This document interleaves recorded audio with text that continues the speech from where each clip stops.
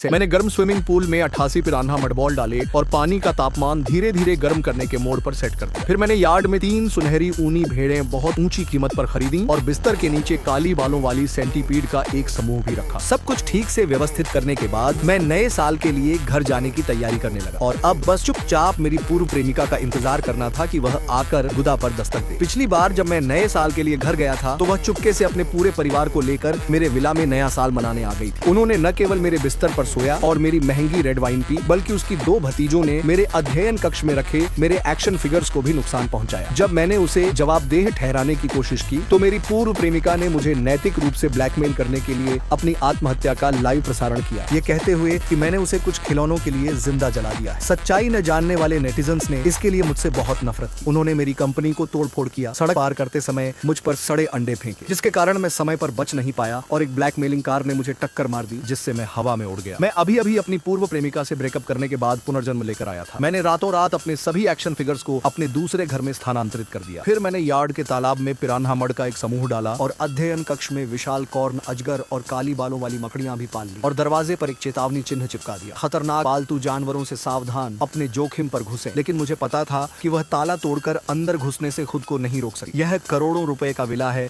उसके लिए कुछ समय के लिए दिखावा करने के लिए काफी है। वह मेरे घर में नया साल मनाना चाहती है, तो चलो उसे एक अविस्मरणीय नया साल मनाने दे। वांग हाओ, तुम्हारे घर का पासवर्ड कैसे बदल गया? मैं अंदर नहीं जा सकी। सोंग युन आखिरकार मेरे घर के दरवाजे पर मेरा इंतजार कर रही थी। हमें ब्रेकअप हुए 20 दिन हो चुके थे। ब्रेकअप का कारण यह था कि उसने मुझे किसी दूसरे आदमी के साथ होटल में धोखा दिया था। मैं केवल इतना जानता था कि उसका चेहरा मोटा है, लेकिन मुझे नहीं पता था कि वह इतनी बेशर्म है। हम ब्रेकअप कर चुके हैं तो वह मेरे घर क्यों आ रही है? अच्छा हुआ कि मैंने पासवर्ड जल्दी बदल दिया, नहीं तो वह शायद अब तक मेरे घर में घुस चुकी होती। हम ब्रेकअप कर चुके हैं, इसलिए मैंने निश्चित रूप से पासवर्ड बदल दिया। तुम्हारा यहाँ स्वागत नहीं है, तुम मेरे घर में कदम रखने के हकदार नहीं हो। मुझे तुमसे गंदगी महसूस होती है, मैंने अधीरता से कहा। अगर उसमें कोई शर्म होती तो उसे अभी जाना चाहिए था, लेकिन मुझे पता था कि वह नहीं जाएगी। मैं उसे भड़काना चाहता था। वांग हाओ, हम कुछ समय के लिए साथ थे, तुम इतने कठोर कैसे हो सके? उस आदमी की शादी हो चुकी थी, मैं अब उससे अलग हो चुकी हूँ। मैंने पहले ही अपनी बहन और 2 छोटे भतीजों से वादा कर लिया है कि मैं उन्हें नए साल के लिए लाऊंगी। मेरे पास अब रहने के लिए कोई जगह नहीं है। चूंकि तुम वैसे भी अपने घर जा रहे हो, यह घर खाली ही पड़ा रहेगा। क्या मैं अपने पूरे परिवार को नए साल के लिए यहाँ रहने ला सकती हूँ? सोंग युन पहले भी मेरे घर आ चुकी थी। वह जानती थी कि बाहर से मेरा विला साधारण दिखता है, लेकिन अंदर बहुत शानदार है। न केवल स्मार्ट होम अप्लायंसेस का पूरा सेट था, यार्ड में मछली का तालाब था, बल्कि घर के स्टोरेज रूम में भी तरह तरह के खाद्य पदार्थ भरे हुए। वे बिना बाहर कदम रखे मेरे घर में नए साल के त्योहारों के दौरान खा पी सकते। तुम्हारे पास रहने की जगह है या नहीं, इससे मुझे कोई मतलब नहीं है। मुझे परवाह नहीं है अगर तुम्हारा पूरा परिवार सड़क पर मर जाए, तुम्हारा यहाँ स्वागत नहीं है। इतना कहकर मैंने उसे एक तरफ धकेल दिया, घर में घुसा और दरवाजा जोर से बंद कर दिया। मैंने दरवाजे की घंटी वाले कैमरे से बाहर देखा।